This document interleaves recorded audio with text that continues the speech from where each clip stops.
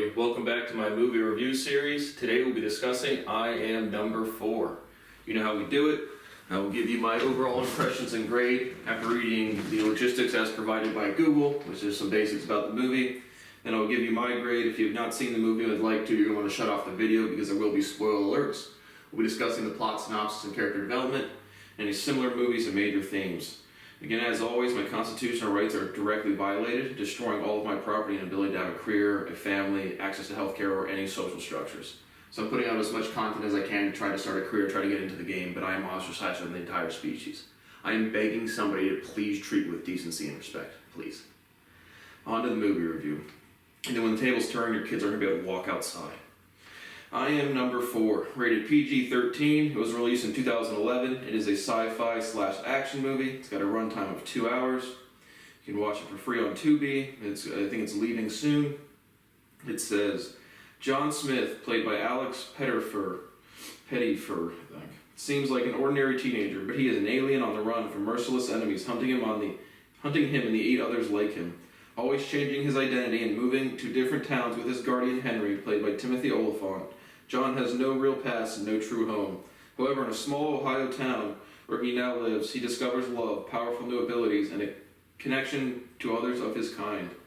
Released on February 18, 2011, directed by D.J. Caruso. At a budget of $50 million, did $150 at the box office. It says 59% liked it on Google, 4.5 on Vudu, whatever that is, 33% on Rotten Tomatoes, and 6.1 out of 10 on IMDb. It says it's intense, menacing, and thrilling. Yeah, the Rotten Tomatoes is wrong. I enjoyed this one. I think I'm gonna put it at the upper end of entertaining. But I really like the romance in this one. I thought the relationship between Sarah and John was really, really cute. So overall, again, I like sci-fi movies, but I thought the romance in this one was strong. So overall, just another sci-fi movie. But again, I like when aliens are more, less. There's some big creatures in this one, but more just like human-like. I don't know. So overall, I really like the romance in this one. No off-putting characterizations. Pretty fun movie. I'm gonna give it a B+. So if you've not seen it and would like to, you want to shut off the video now. So the movie opens up, and they come from a planet called Lorraine, and they're anatomically just like human beings. But you have this a sequence where there's a number 3. Again, they're just numbers. That's just how the movie's written. But there's people born with gifts. There's some narration from the John Smith character. But there's some people born into species with special gifts, and they can band together and help fight off this other species that's attacking them. And so you open up the movie with, I think they're on their planet or somewhere, or maybe just somewhere on Earth in the jungle. But regardless, number 3 is sleeping. He wakes up. His dad goes to the window, or I guess it's his protector, because they come with they have protectors, like special warriors to protect them, each of them. And so the protector gets kind of ripped out from this room by this big monster. Number 3 goes on a run, and I think the Magadorians, I think is what the merciless species is, and they kill number 3. So he dies, and then you get to the main plot line is when number 3 dies. John Smith is somewhere in Florida, and he has he's number 4, but he at least has a name. But he is, he's jet skiing with some friends. He does a backflip on a jet ski, impresses some cute girls, and then one of the girls texts him, "Let's go for a swim." And he's out there swimming in the ocean with the cuties. And then when number 3 dies, they all become aware of it, and it gets burned into their skin. So he starts having this light show up, or he's getting branded kind of just because number 3 has died. And so the girl gets scared, and they all freak out, what's wrong with this freak show guy? And so the video gets posted on the internet. Henry, the Timothy Olyphant character, who's John's protector, scrubs the internet of all the pictures of him. They have some high technology, advanced technology, and so now they have to pack up and move. So they burn all their stuff. Henry kind of scolds John for taking pictures and trying to form memories, because his soul, everything about his life is alive besides, I guess, living on the run or something. But just not a teenage kind of kid not being able to form memories. And so they move to Paradise, Ohio, which I don't know if that's a real place. If it is, I've never heard of it. So I don't know where in Ohio that's at. Regardless, they go there. And Henry's like, no more school or activities or anything. And John's like, whatever. They hear some rustling in the woods on the first kind of night. Also, there's like a lizard that follows them. I don't really know if that has much of a implication to any part of the movie, but a lizard kind of follows them. But they hear some rustling in the woods. They go outside, and John finds a dog. So it looks like a beagle type of dog. And so he kind of picks it up and he decides to keep it, or Henry allows him to keep it. And so very quickly, John's bored at home, so he's like, I need to go to school. And so Henry gets him a new ID, and then John forges some, transcripts for schools or whatever. And so he goes to school, and he's waiting at the principal's office to get his schedule or get whatever, assimilated into the school. And he meets Sarah. She is getting in trouble because she has a website where she posts her photography. She's the photographer in the movie. And so she's getting scolded for taking pictures of her teacher picking his nose and putting it on the internet without his consent. And so John definitely catches Sarah's eye while they're in the office. Then John goes in there and the secretary's like, hey Sarah, can you show John where his locker's at and his homeroom? And so she does that. They meet a little bit. Just like initial interactions. And then John also meets Sam. And so Sam's kind of like the dorky kid that gets picked on, the science nerd, versus Mark, who is the football player. Mark approaches John as like, you're a pretty big guy. Do you play any sports, anything, whatever? So Mark's kind of like the bully. And yeah, that's what happens. And so Mark kind of knocks over Sam's stuff, and John helps him pick it up. And then Sam's like, you're not going to catch on quickly, but I'm not the kid you want to be hanging around. And so Sam's kind of characterization is everyone makes fun of him. I guess the next kind of scene is Sam's kind of walking, and John's looking for a place to eat his lunch, and they're just kind of like sitting outside on this kind of like grassy hill. And Mark throws a football and hits Sam in the head and says, UFO! And then knocks Sam's stuff down once again. And so that's what happens. And then Mark comes over and helps him again. And Mark throws the football back very hard, knocks the dude over, kind of like learning that he's got this strength. And so he kind of helps out Sam. And that's when you learn that Sam, his father's gone missing, and they had gone to South America looking for astronaut aliens, or ancient astronauts that are aliens, and everyone in the school thinks he's a freak show. And so, obviously the irony is that John is the alien. so that's what happens, and then kind of the next thing is John sees Sarah like getting her film developed. It looks like it's a small town, so they're all kind of seeing each other. John sees Sam's stepfather yelling at him. So John and Sarah walk for a little bit and talk. And then Sarah invites John in for dinner, and Mark is like sitting in the car outside, kind of creeping on the date. And so John has dinner with Sarah's parents, and they go up into her room, and they start bonding in a budding romance. And so they explore her photography, they talk a little bit, and then they're kind of like about to kiss, and then John's dog is barking outside the window. And again, Henry's very reluctant to let John go out and do anything, so he checks in like every single hour.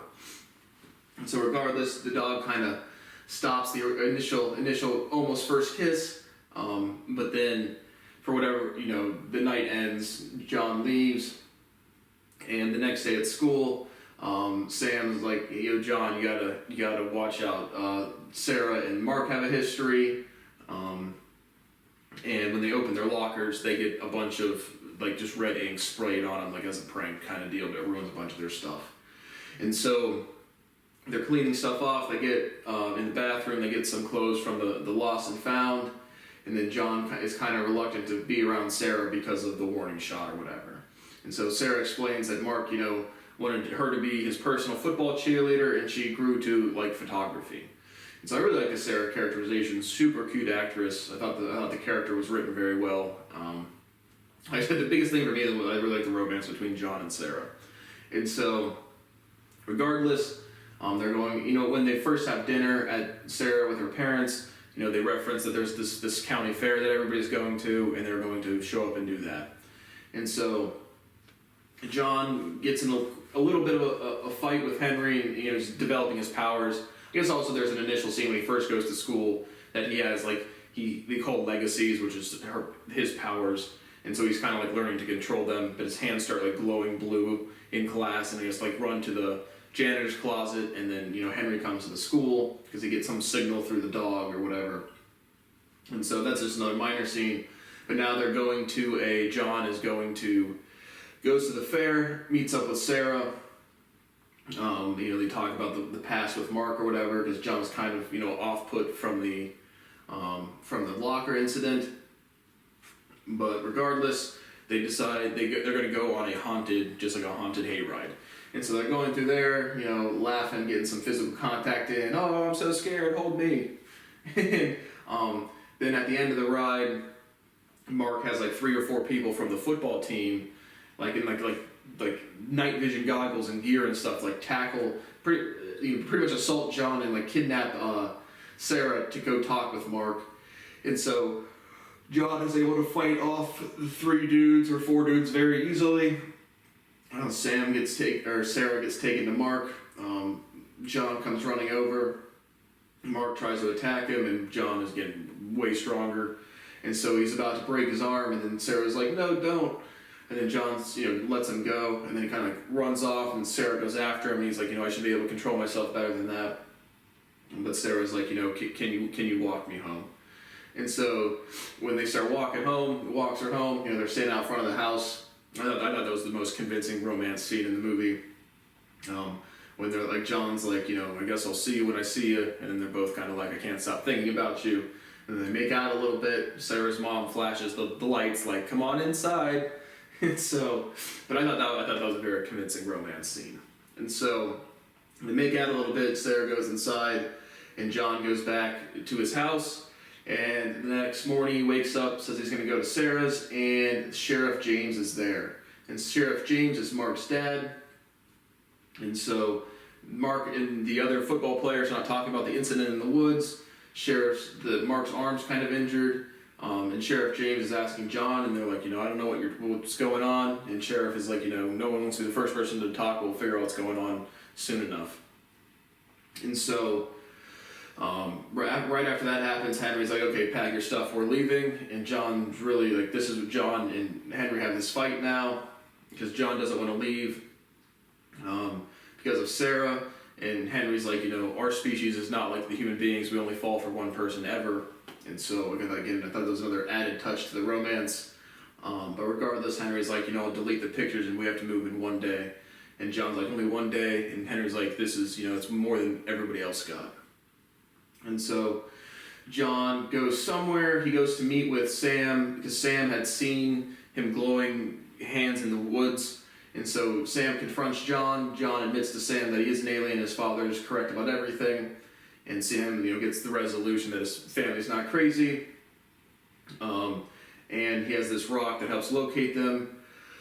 And regardless, and Henry had also poked around the warehouse where Sam's dad worked and saw that it found one of these rocks or found more of this substance or whatever.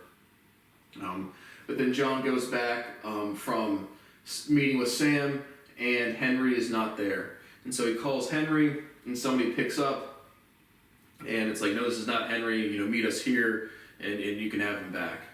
And so there's a couple scenes with these Magagodians or whatever the merciless species is, and they go and they buy a bunch of turkeys, and they're feeding something that's rattling around in a big semi-truck trailer, so they have some other animal or something that's definitely some premonition before it happens.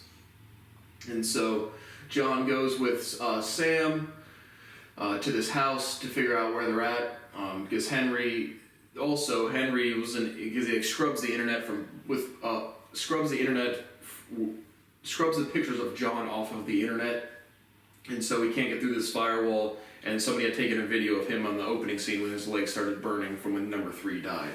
So you also have some minor scenes where number 6, she goes to Florida and blows up the house where he's staying at, try to cover more tracks. blah, blah, blah. And so you also have a couple scenes with number 6, who just is another blonde chick running around doing stuff, preparing stuff, whatever. And so they go, John goes to rescue Henry.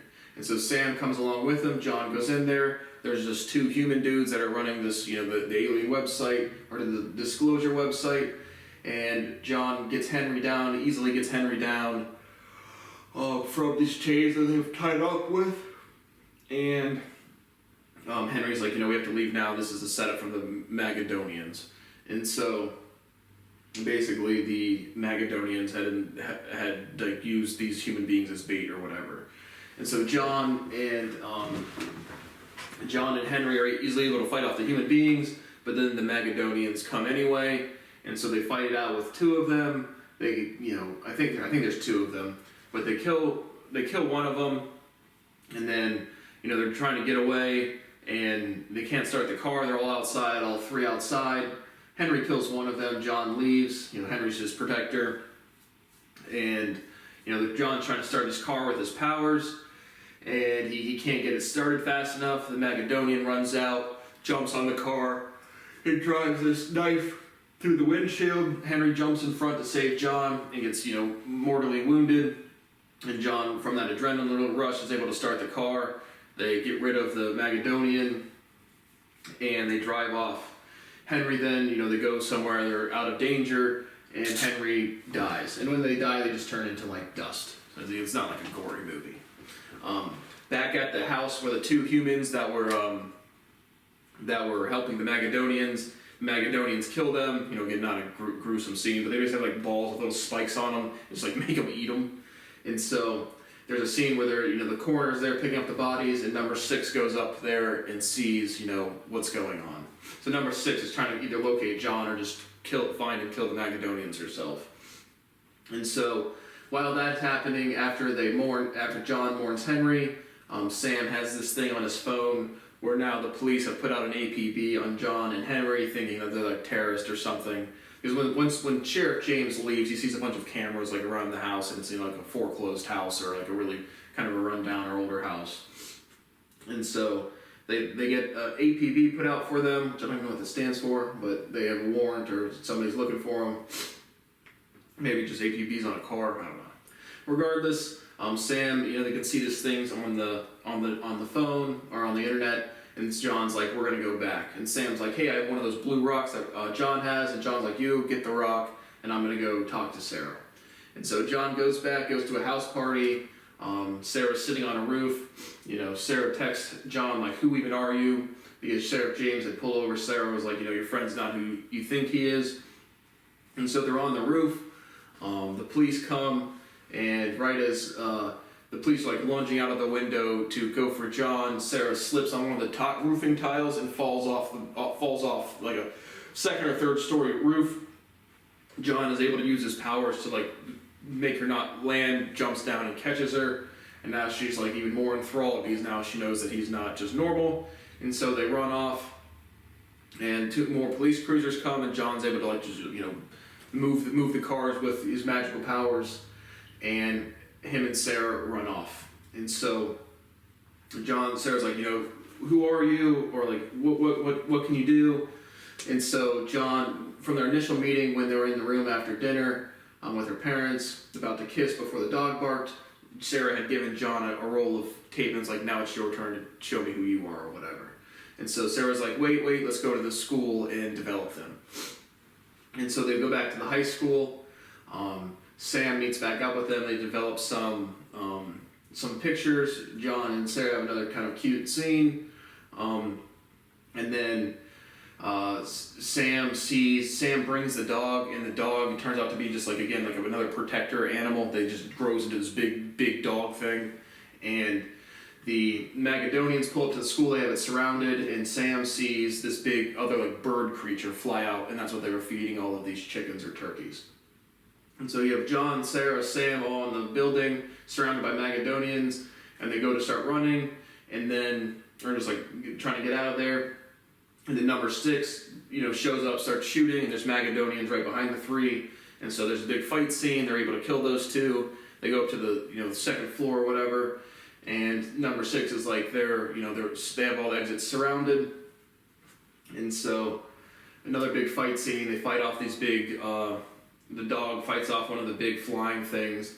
The 5-10 minutes of an action sequence of them killing these Magadonians together. John and number 6. And so Sarah knows about a tunnel under the school to go out to the football field, so they go there, and then there's another big flying bird, and so John has to use his hand thing to rev up number 6. Number 6 is kind of she can kind of do some teleportation, and she's kind of fireproof, and they both have this same kind of energy that charges them up or whatever. And so they go out there, they have another fight thing. Number 6 gets picked up by the flying bird. John beams up some energy to her. She's able to kill the flying bird. John he's almost killed by one of the Magadonians, but he is able to they have just this weapon belts, and he's able to charge them up to blow them up. Number 6 kind of goes teleports and grabs John before the guy's about to stab him, and this dude blows up. And so Sarah and Sam are back in school. Sam kills one of the Magadonians because he plays a lot of Xbox, and that's what the line is in the movie. Obviously it's not a realistic movie to an extent, but when he blows up this weapon belt, there's this huge firestorm, and Sarah and Sam are just right below just the door. The fire's just blazing right above them. Would definitely burn them or kill them, substantially burn them or kill them. But regardless, they end up to finish up the big fight scene. And then the resolution of the movie is they're all kind of just standing out in rural Ohio field somewhere, and it's John, Sarah, number 6, Sam, and Mark. John and number 6 combine these two locator devices, these rocks that they were holding throughout the movie, and then the rock disintegrates. And John and number 6 had felt where the other 9 or the other people like them are. And so Sam is going to go with number 6 and John to find these other people and kill or stop the Magadonians. And then Mark shakes John's hand, which I thought was good character development. Getting going from the two high school bros fighting over the girl to the bigger picture of we have to stop this merciless alien race from taking over and killing things. And so I thought that was cute. But then John tells Sarah that he only falls for one person ever his whole life. And so another cute romance scene. And then Mark is you should be heading east because I told my dad you were going west, or the other way around, or something like that. But then regardless, that's the final scene. They're driving away, and Sarah and Mark, who are exes, are just kind of awkwardly standing there together. And John, number 6, and Sam are out to do good things in the world. So that's the resolution to the movie. Overall, I thought it was entertaining. Again, I like sci-fi movies, and out of the sci-fi movies I've watched, this was probably the most convincing romance love story I really liked. Again, especially it came out in 2011, so I watched it years ago as well. When this was closer to the character of the 8 ages of the characters, but regardless, like I said, I like good romance. So that did well for me. So overall, B+, higher end of entertaining. So thank you for watching my review of I Am Number 4, and I am pleased begging somebody to have enough dignity and mercy to treat me with respect. My life quality is fucking 0. Please somebody have it in them to help me. Thank you, and I'll see you in the next one.